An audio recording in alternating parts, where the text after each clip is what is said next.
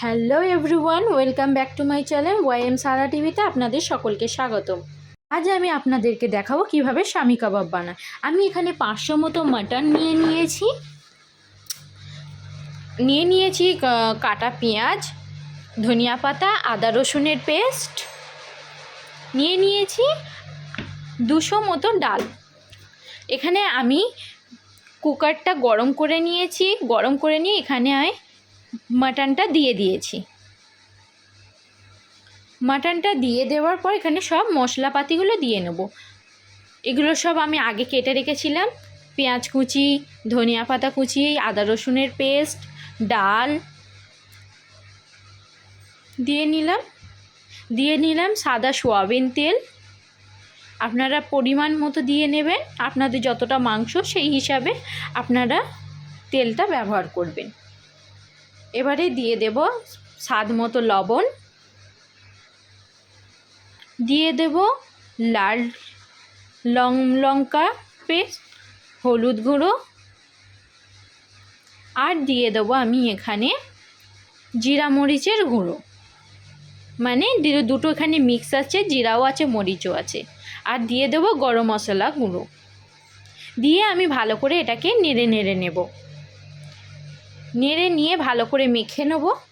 মাখা হয়ে গেলে আমি এতে পরিমাণ মতো হাফ কাপ মতো জল দিয়ে দেবো।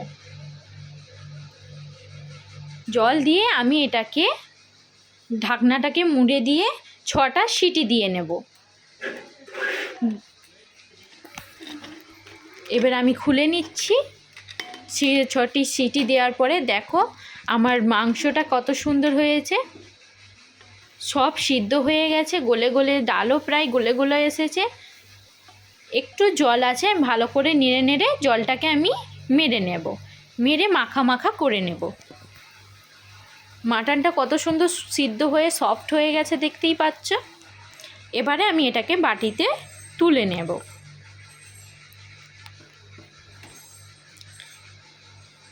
মাটনটা আমার তোলা হয়ে গেছে, আমি গিয়ে কিছুক্ষণের জন্য ঠান্ডা করে নিয়েছি, নিয়ে আমি মিক্সারে পেস্ট করে নিয়েছি।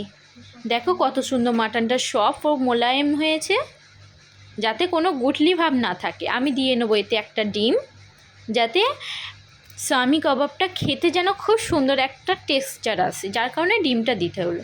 আর এখানে দিয়ে দিয়েছি আমি কালো মরিচ, লঙ্কা কুচি, ধনিয়া পাতা কুচি, দিয়ে দিলাম একটু পেঁয়াজের পেস্ট। মানে আমি বেশি পেস্ট করিনি, আমি আধ পেস্ট মতো করে আমি দিয়েছি, যাতে একটা ওর খুশবু একটা ফ্লেভার আসে। এবার মাখিয়ে নিয়ে আমি এতে একটুখানি দিয়ে দিলাম জিরা গুঁড়ো, দিয়ে আমি ভালো করে মেখে নেব।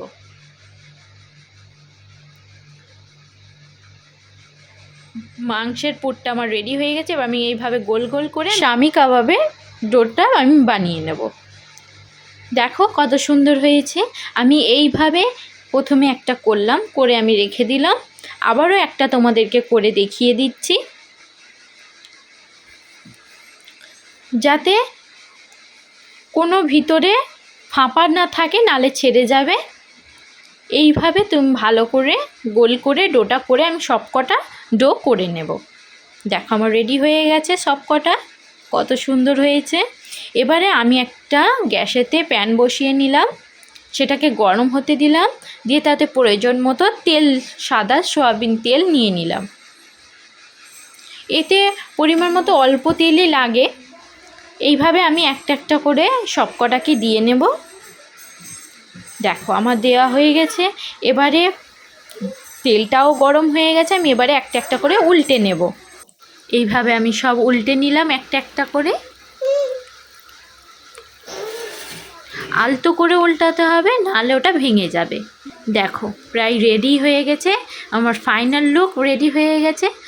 আমার চ্যানেলটি প্রথমে দেখে থাকলে ইউটিউব থেকে সাবস্ক্রাইব ও বেল আইকনটা সাবস্ক্রাইব করে দেবে।